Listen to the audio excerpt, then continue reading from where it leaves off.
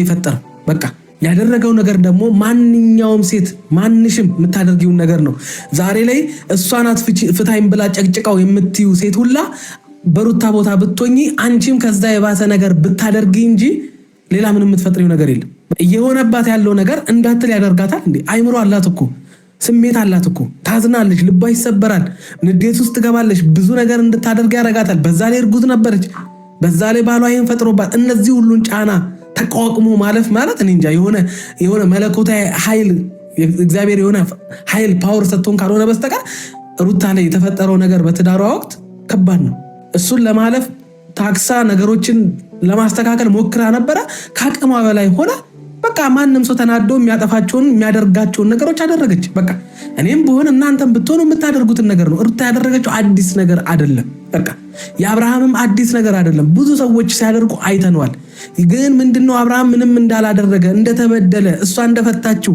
እሱ ትዳሩን እየፈለገ ምናምን ነገር እንደተለያየ አክት ሲያደርግ ነው በቃ ትክክል እንዳልሆነ እንዳረሳ ነው የተፈጠሩትን ነገሮች እያንዳንዱን እንደምናስታውስና እንደማንረሳ በደንብ አድርገን መንገር አለብን ከዛ ውጪ አብርሃም ከዚህ በኋላ አግብቶ አይወልድ ለምን አግብተ ለምን 50 አትወልድም ለምን ክፉ አይንካ በቃ ያሰብከው ሁሉ ይሳካል ከሩታ ጋር ስለተጣላ ያሰብከው አይሳካል የሚሉ የሆነ ክፉ ቃላቶችን እሱ ላይ የምናገርበት ምንም አይነት ምክንያት የለም በቃ ሩታንም እንደዛው ሌላ ምንም አዲስ ነገር የለም መልካም ከመመኘት ውጪ እነሱ በህይወታቸው ላይ መልካም ስላልሆኑ አንዱ ባንዱ ላይ መልካምን ነገር ስላላደረጋ የማይመለከተኝ ነገር ላይ ሄጄ የክፉ ቃል የሆነ መርገም ቃሎችን የምናገርበት ምንም አይነት ምክንያት የለም እዚህ ቤት የምንነጋገረው ምንድነው እውነቷን ነው በቃ የሆነ ሰው መጥቶ ራሱን ምናምን ፐርፌክት አድርጎ ምናምን ሊቀባጥር ሲል ስቶፕ እንልና እውነቷን እንናገራለን በቃ መመጎት ነው እዚህ ቤት ሙገታ ነው ያዝነው በቃ ከእውነት ጋር ሙገታ ውሸት ለሚያወራ ሰው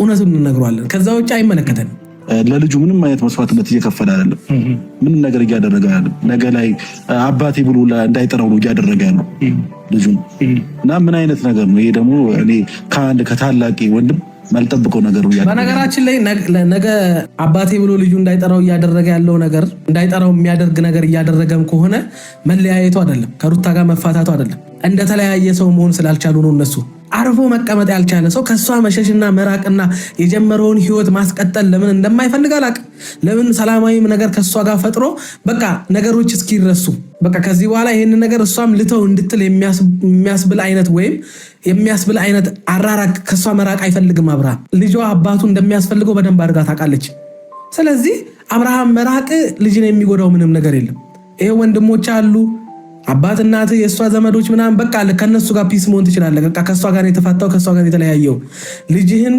ምንም በምትችለው አቅም እያገዝ ከጎኗ መቆም ትችላለህ በየቀኑ እየሄድክ አንተ ከሷ ጋር የሆነ ነገር ሰጣ ገባው ስለምን ትገባለህ በቃ ልጄን ካላየው ልጄን አሳይኝ ልጄን አላሳይም ማለችኝ የሚል ነገር ውስጥ ከመግባት እዚህ ጋር ያለውም ጀመርኩት ያልከውም ህይወት ጀመርኩም ያላልከውም ህይወት በቃ ጊዜ ሰጣ ያቺንም ሴት የዛችም ሴት ላይ ከምትጫወት እንግዲህ እዚህ ጋር ህይወት ጀምር ያለው ብለሃል እዚህ ጋር እንደገና ደግሞ ያበላሽውን ህይወት ወይ ትታልተውከው በየቀኑ ግጭት ውስጥ ከምትገባ ራቅ በቃ እስኪ ለትንሽ ጊዜ ከሩታ ራቅ በቃ አትየው እስኪ ልጄን ወራት 2 ወራት አትየው እስኪ በቃ ምን እንደሚፈጠር ማየት እኮ ከዛ በኋላ ነገሮች ይረጋጋሉ በየቀኑ እየተገናኛችሁ በየቀኑ እየተለኳኮሳችሁ እንዴት ነው ሰላም ልትሆኑ የምትችሉት እንዳልኩ መፋታቱ አይደለም ልጁ ነገ አባቴ እንዳይል የሚያደርገው አብርሃም በየቀኑ የሚያደርገው ነገር ነው አብርሃም ከትዳር ስለተፋታ ለልጅ ምርጥ አባት መሆን እኮ አያቅትም አይከለክልህም እኮ እሱ ለሚስት ነው እንጂ ባል መሆን ያልቻልከው ስለዚህ ለልጅ ስትል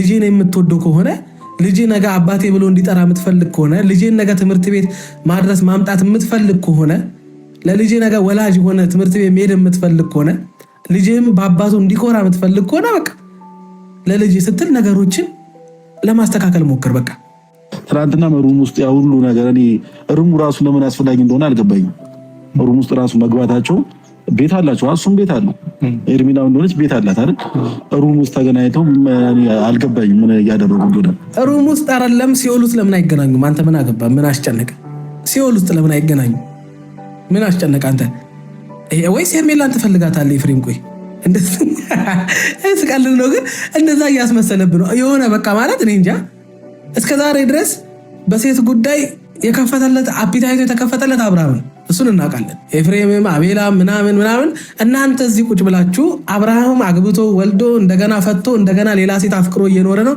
እናንተ እስካሁን ድረስ በአብርሃም ህይወት ውስጥ የሆነ ቲፎዞ ናቸዋል፣ ደጋፊ የአብርሃምን ህይወት ቁጭ ብላችሁ ተመልካችሁ ናቸዋል። ምንም ያመጣችሁት ነገር የለም እና የራሳችሁ ህይወት ላይ ቢዚ ብትሆኑ መልካም ነው። ምንም መፍትሄ የማታመጡበት ነገር ላይ ከመጣላት ውጭ ከወንድም ጋር ከምትቀያየም ከምትተዛዘኑ ቢቀር ይሻላል። መናገር የምፈልገው ነገር እስከዛሬም ድረስ ኤፍሬም ያላመነበትና ያልተረዳው ነገር ሰዎች የምታነሳት እቺ ጉዳይ ናት። እቺን ነገር አጥርተን እንለፋት። ሩታ መፍታት ፈልጋ እንዳልፈታችሁ ሁላችንም የምናውቀው ነገር ነው።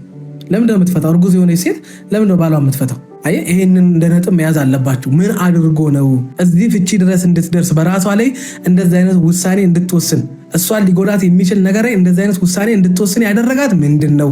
ለምን የሚባል ነገር ሁልጊዜ በህይወታችን ውስጥ መኖር አለበት። ለምን የምትባል ነገር ከብዙ ነገር እኛን ትጠብቀናለች። አብርሃም እንታረቅ እያለ ተመልሶ ወደ ሄርሜላ፣ ዛሬ እንታረቅ ይላል ተመልሶ ወደ ሄርሜላ። የሆነ ነገር ሲፈልግ ሄርሜላን ይዞ ይመጣል። ከአንቺ ጋር ነው መሆን የምፈልገው ይላል፣ ከተመልሶ ከሄርሜላ ጋር ይሆናል። ከሄርሜላ ተነጥሎ አንድም ቀን ሩታን ይቅርታ ጠይቋት አያውቅም። ያለ ሄርሜላ መጓዝ አይችልም። ከሄርሜላ ጋር በየቀኑ የሚሰራቸው የሚለቃቸው ቪዲዮዎች ምናምን ነገር እሷ እንድትፈታው አይደለም ምንም እንድታደርግ ያደርጋል። ሚስቱ ላይ ችት ካደረገ ደግሞ አስቡት። በቃ አንድ ሴት መብቷ ነው መፍታት። ያን ያደረገችው በቃ በላዋ ላይ ሴት ደርቦባት ነው እንፋታ ያለችው። ይህን ወቁ። እንፋታ ብላ መጨቅጨቋን አይደለም፣ አብርሃም እንታረቅ ማለቱን አይደለም። እሱ በዛ ሰዓት ላይ ራሱን ለማስመለጥ ሲል ይሄ አላ አይደለ ሂዳት ትበለው እንዲሄድ አድርገው አይነት ይቅርታ ነበር ሲጠይቃት የነበረው። ይቅርታዎቹ እንዳለ ድራማ ናቸው። ምክንያቱስ በቃ መቀጠል ስላልፈለገ መለያየት ስለፈለገ ቀጥታ በቃ በዛው በወጣበት መቅረቱ እሱ ላይ ብዙ ሰዎች ሊቃወሙት ሊሰርቡት በቃ አላ አይደለ እሱን ጥፋተኛ ሙሉ ለሙሉ ሊያደርገው እንደሚችል ስላወቀ እሷን ማካተት ስለፈለገ ነው። አብርሃም በነገራችን ላይ በጣም ብልጥ ነው። የሚያደርገውን ነገር በደንብ ነው የሚያውቀው። ለዛ ነው ብዙ ሰዎች በሱ ይቅርታ መጠየቅና በሩታ እንፋታ ማለት የተሸወዳችሁት።